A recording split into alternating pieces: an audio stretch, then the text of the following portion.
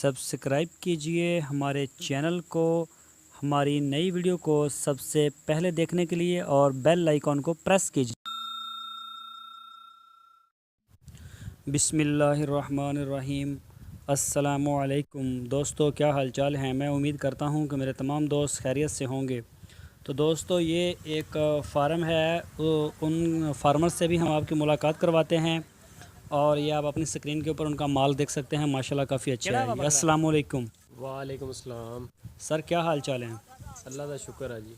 काला अच्छा सर, थानों इंटरनेट के उपर काफ़ी लोग देख रहे हैं, माशाल्लाह हज़ारों लाखों लोग देखते हैं। अल्हम्दुलिल्लाह। तो सर ਇਹ ਬੱਕਰੀਆਂ ਤੁਸੀਂ ਫਾਰਮ ਦੇ ਵਿੱਚ ਇਹਨਾਂ ਨੂੰ ਪੱਠੇ ਕਿਉਂ ਨਹੀਂ ਪਾਉਂਦੇ, ਬਾਹਰ ਲੈ ਕੇ ਆਏ ਹੋ। ਸਬਜ਼ ਚਾਰਾ ਇੱਥੇ ਚੱਲ ਰਹੀਆਂ ਨੇ।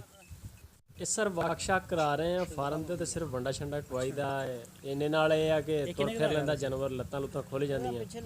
ਦੁੱਧ ਦੀ ਵੀ ਪੈਦਾਵਾਰ ਜ਼ਿਆਦਾ, ਗੋਸ਼ਤ ਦੀ ਵੀ ਪੈਦਾਵਾਰ ਜ਼ਿਆਦਾ ਤੇ ਜਾਨਵਰ ਸਾਫ ਸੁਥਰਾ ਵੀ ਜ਼ਿਆਦਾ ਰਹਿੰਦਾ। ਇੱਕੋ ਜਗ੍ਹਾ ਤੇ ਬੰਨ ਕੇ ਰੱਖਣ ਨਾਲੋਂ ਜਾਂ ਉਹਨੂੰ ਫਾਰਮ 'ਚ ਤਾੜੀ ਰੱਖਣਾ। ਹਾਂਜੀ, ਫਾਰਮ ਨੂੰ ਹਵਾ ਫਿਰ ਜਾਂਦੀ ਹੈ ਨਾ। ਹੁਣ ਇੱਥੇ ਮਾਲ ਫਿਰ ਰਿਹਾ, ਪਿੱਛੇ ਉੱਥੇ ਜਗ੍ਹਾ ਵਿਹਲੀ ਪਈ ਹੈ, ਹਵਾ ਫਿਰ ਰਹੀ ਹੈ, ਪਿੱਛੇ ਖੁਸ਼ਕਾ ਕਰ ਰਿਹਾ ਜਗ੍ਹਾ ਦਾ ਵੀ।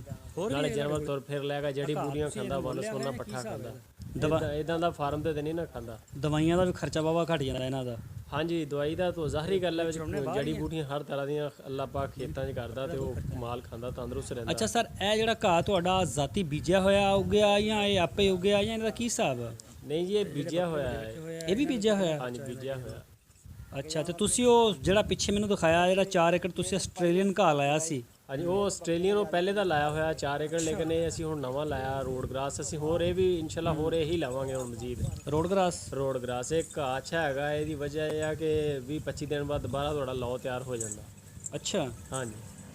ਅੱਛਾ, ਮੈਂ ਸੁਣਿਆ ਕਿ ਇੱਕ ਖੇਤ ਦੇ ਵਿੱਚੋਂ ਤਕਰੀਬਨ ਕਾਫੀ ਯਾਨੀ ਕਿ ਵੱਡੀ ਮਕਦਾਰ ਦੇ ਵਿੱਚ ਇਹ ਘਾਹ ਜਿਹੜਾ ਲੂਸਣ ਨਾਲੋਂ ਵੀ ਜ਼ਿਆਦਾ ਪੈਦਾਵਾਰ ਦਿੰਦਾ ਖੇਤ ਦੀ। 25 ਦਿਨਾਂ ਬਾਅਦ ਲੌ ਤਿਆਰ ਹੋ ਜਾਂਦਾ ਇਹਦਾ। ਸਰ ਲੂਸਣ ਤਾਂ ਬਹੁਤ ਸਲੋ ਹੈ ਤਿਆਰ ਹੁੰਦਾ ਵਾ, ਇਹ ਤੇ ਬੜੀ ਸਪੀਡ ਹੈ ਰੋਡ ਗ੍ਰਾਸ। ਔਰ ਲੂਸਣ ਦਾ ਉੱਤੇ ਖਰਚਾ ਵੀ ਜ਼ਿਆਦਾ ਨਾ। ਖਰਚਾ ਵੀ ਜ਼ਿਆਦਾ, ਪਾਣੀ ਬਹੁਤ ਲੱਗਦੇ ਆ, ਫਿਰ ਉਹਦੀ ਗਰੋਥ ਬੜੀ ਸਲੋ ਹੈਗੀ।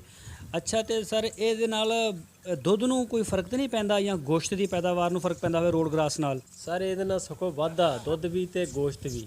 ਅੱਛਾ, ਤੁਸੀਂ ਜਾਨਵਰ ਦੀ ਹੈਲਥ ਦੇਖੋਗੇ, ਜਿਹੜੇ ਜਾਨਵਰ ਨੂੰ ਇਹ ਰੋਡ ਗ੍ਰਾਸ ਖਾਂਦਾ ਹੋਵੇਗਾ, ਬਿਲਕੁਲ ਮੈਂ ਦੇਖੇ ਨੇ, ਬੜੀ ਚਮਕ ਮਾਸ਼ਾਅੱਲਾ, ਬਾਡੀ ਬੜੀ ਸਟਰੋਂਗ ਹੁੰਦੀ ਹੈ ਉਹਦੀ ਆਮ ਜਾਨਵਰ ਦੇ ਹਿਸਾਬ ਨਾਲ। ਲੂਸਣ ਤਾਂ ਬੜਾ ਇੱਕ ਹੋਰ ਤਰ੍ਹਾਂ ਦਾ ਪੱਠਾ ਹੈਗਾ। ਸਹੀ ਹੋ ਗਿਆ। ਅੱਛਾ, ਤੇ ਆਸਟ੍ਰੇਲੀਅਨ ਘਾਹ ਦਾ ਤੇ ਬੀ ਬੜਾ ਮਹਿੰਗਾ, ਉਹ ਤੇ ਤਕਰੀਬਨ ਕੋਈ 6-7 ਹਜ਼ਾਰ ਰੁਪਏ ਦਾ ਕਿਲੋ ਆ। ਤੇ ਰੋਡ ਗ੍ਰਾਸ ਦਾ ਜਿਹੜਾ ਬੀ ਆ ਉਹਦਾ ਕੀ ਹਿਸਾਬ ਆ। ਇਹ ਰੋਡ ਗ੍ਰਾਸ ਸਰ ਤਕਰੀਬਨ 1600-1500 ਤੋਂ ਸਟਾਰਟ ਹੋ ਕੇ 2000-2200 ਤੱਕ। ਅੱਛੇ ਤੋਂ ਅੱਛਾ ਬੀ ਜਿਹੜਾ ਸਾਫ ਸੁਥਰਾ ਬੀ, ਅੱਛੇ ਤੋਂ ਅੱਛਾ 2200-2400 ਤੱਕ। ਇਹ ਬਹੁਤ ਵਾਰੇ ਚ ਆ। ਨਾਲੇ ਇਹ ਜਾਨਵਰ ਲਈ ਹੈ ਬੜਾ ਫਿੱਟ ਹੈਗਾ। 20-25 ਦਿਨ ਬਾਅਦ ਤੁਹਾਡਾ ਲੌ ਤਿਆਰ ਹੋ ਜਾਏਗਾ। ਜਾਨਵਰ ਖਾਏਗਾ, ਇਹਦੇ ਵਿੱਚ ਵਿਟਾਮਿਨ ਜ਼ਿਆਦਾ ਇਹਦੇ ਵਿੱਚ।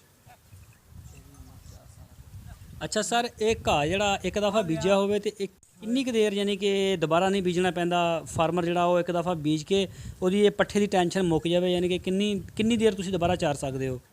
ਇਹ ਭਾਈ ਤੁਸੀਂ 4 ਸਾਲ 4.5 ਸਾਲ ਤੱਕ ਤੁਸੀਂ ਇਹਦੇ ਨਾਲ ਚਲਾ ਸਕਦੇ ਹੋ। ਪਾਣੀ ਸ਼ਾਣੀ ਲੱਗਦੇ ਰਹਿਣ ਤੇ ਬਸ ਥੋੜੀ ਹਲਕੀ ਫੁਲਕੀ ਦੇਖਭਾਲ ਇਹਦੀ ਰੱਖੋ ਤੇ ਇਨਸ਼ਾਅੱਲਾ ਮਰਦਾ ਹੀ ਨਹੀਂ।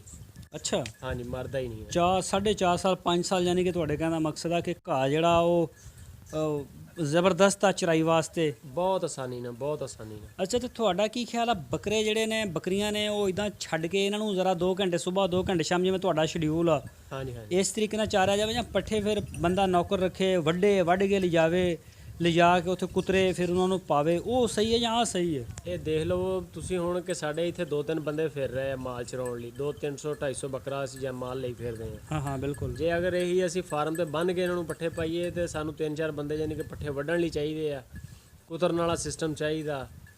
ਫਿਰ ਇਹਨੂੰ ਲਿਜਾ ਕੇ ਪੱਠੇ ਪਾਉਣ ਲਈ ਟਾਈਮਿੰਗ ਚਾਹੀਦੀ ਹੈ। ਇੱਥੇ ਹੁਣ ਮਾਲ ਨੂੰ ਵੀ ਪਤਾ ਵੀ 2 ਟਾਈਮ ਆਉਣਾ ਅਸੀਂ।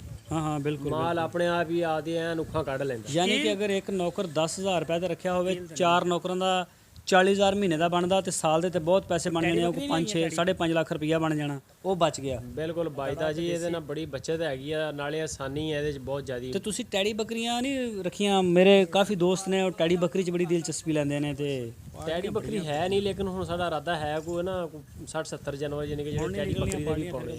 ਅੱਛਾ, ਬਹੁਤ ਅੱਛਾ ਕੰਮ ਹੈਗਾ ਮਾਸ਼ਾਅੱਲਾ, ਉਹਦਾ ਵਾਧਾ ਬਹੁਤ ਆ। ਵਾਧਾ ਵੀ ਬੜਾ, ਨਾਲੇ ਉਹ ਸਾਰਾ ਸਾਲ ਉਹਦੇ ਬੱਕਰੇ ਜਿਹੜੇ ਆ ਕਸਾਈ ਲੈ ਗਏ, ਇਧਰ ਉਧਰ ਗੋਸ਼ਤ ਵਾਸਤੇ ਵਿਕ ਜਾਂਦੇ ਨੇ। ਉਹ ਸਮਝ ਲਓ ਜੀ ਉਹ ਖਰਗੋਸ਼ ਦਾ ਰਹੀ ਆ, ਉਹਦੀ ਪੈਦਾਵਾਰ ਵੀ ਤੇ ਉਹ ਕਰਨ ਵਾਲਾ ਹਿਸਾਬ ਹੀ ਆ। ਕੋਈ ਪ੍ਰਾਹੁਣੇ ਚਾਰ ਜ਼ਿਆਦੇ ਆ ਜਾਣ ਤੇ ਬੰਦਾ ਉਹਨੂੰ ਢਾ ਲੈਂਦਾ। ਸਹੀ। ਉਹ ਤੇ ਨਾਲੇ ਜਿਹੜੇ ਟੈਡੀ ਬੱਕਰੇ ਨੇ ਇਹ ਕਸਾਈ ਜ਼ਿਆਦਾ ਸਾਰਾ ਸਾਲ ਇਹ ਹੀ ਕਰਦੇ ਨੇ, ਕਿਉਂਕਿ ਜਿਹੜਾ ਹੁਣ ਰਾਜਨਪੁਰੀ ਆ ਜਾਂ ਦੂਜੀ ਅੱਛੇ ਬ੍ਰਾਂਡ ਨੇ ਨਸਲਾਂ ਨੇ ਬੱਕਰੇ ਦੀਆਂ, ਜਿਹੜਾ 70,000 ਦਾ 80,000 ਦਾ ਲੱਖ ਦਾ ਬੱਕਰਾ, ਉਹ ਤੇ ਹੁਣ ਨਹੀਂ ਨਾ ਕਸਾਈ ਲੈ ਕੇ ਮੁੱਲ ਕਰੇਗਾ ਫਟੇ ਦੇ। ਉਹ ਤਾਂ ਜੀ ਕੁਰਬਾਨੀ ਲਈ, ਇਹ ਮਾਲ ਸਾਰਾ ਕੁਰਬਾਨੀ ਲਈ ਤਿਆਰ ਹੁੰਦਾ। ठीक है सर, बहुत शुक्रिया सर, बहुत मेहरबानी थोड़ी।